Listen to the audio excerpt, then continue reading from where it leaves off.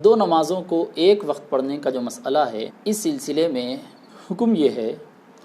کہ اللہ تعالیٰ نے قرآن کریم میں ارشاد فرمایا ان الصلاۃ کانت علی المؤمنین کتابا موقوتا، یقیناً نماز ایمان والوں پر وقت مقررہ کے ساتھ فرض ہے، لہٰذا ظہر کی نماز ظہر کے وقت پڑھیں گے اور عصر کی نماز عصر کے وقت پڑھیں گے۔ ہر نماز کو اپنے اپنے وقت پر پڑھنا چاہیے، قرآن کریم کی اس آیت سے ثابت ہوتا ہے۔ اب رہا جو احادیث شریفہ ہیں جس میں یہ ذکر ملتا ہے کہ نبی اکرم صلی اللہ علیہ وسلم نے ظہر عصر کو ایک ساتھ ادا فرمایا یا مغرب اور عشاء کو ایک ساتھ ادا فرمایا، اس کا مطلب یہ ہے کہ ظہر کے آخری وقت ظہر ادا فرمائی، پھر کچھ دیر توقف فرمایا، پھر عصر کا وقت شروع ہوتے ہی عصر ادا فرمائی۔ مغرب اور عشاء ایک ساتھ ادا کرنے کا جس حدیث پاک میں ذکر آیا ہے، اس کا مطلب یہ ہے کہ نبی پاک صلی اللہ علیہ وسلم نے مغرب کو تاخیر سے ادا فرمایا، پھر عشاء کی نماز کا وقت شروع ہوتے ہی نماز عشاء ادا فرمائی۔ یہ باتیں ہم اس لیے کہہ رہے ہیں کیونکہ احادیث شریفہ میں اس کے اشارے، واضح اشارے ملتے ہیں۔ دو طرح کی باتیں احادیث شریفہ میں ملتی ہیں، ایک یہ کہ نبی اکرم صلی اللہ علیہ وسلم جب ظہر کی نماز کے وقت، زوال کے وقت اگر سفر کرتے، اگر زوال ہو چکا ہوتا تو ظہر ادا کر کے تشریف لے جاتے، اور اگر زوال آفتاب کا وقت نہ ہوتا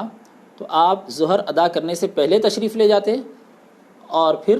ظہر کو آخری وقت ادا فرماتے۔ زوال آفتاب سے پہلے نماز ظہر نہ پڑھ کر نکلنا، یہ اشارہ ہے اس بات کی طرف کہ ظہر کی نماز حبیب پاک صلی اللہ علیہ وسلم ظہر کے آخری وقت پڑھیں گے اور عصر کو ابتدائی وقت۔ اسی طرح ایک اور اشارہ مغرب اور عشاء کے سلسلے میں ملتا ہے، سیاستہ کی روایتوں میں یہ بات وضاحت کے ساتھ موجود ہے، صحیحین میں بھی اس کا ذکر مل جاتا ہے کہ نبی اکرم صلی اللہ علیہ وسلم نے مغرب اور عشاء کو ایک وقت ادا فرمایا، اس طرح کہ مغرب کی نماز کو مغرب کا وقت شروع ہوتے ہی ادا نہیں فرمایا بلکہ تاخیر سے ادا فرمایا، اور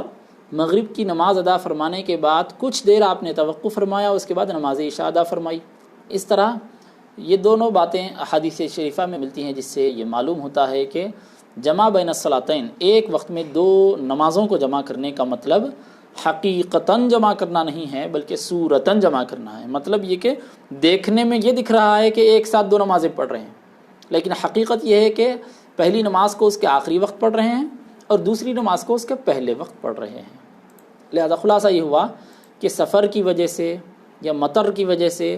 بارش کی وجہ سے، کسی مصیبت کی وجہ سے، خوف کی وجہ سے، جنگ کی وجہ سے، کسی بھی وجہ سے ایک وقت میں دو نمازوں کو جمع نہیں کیا جا سکتا۔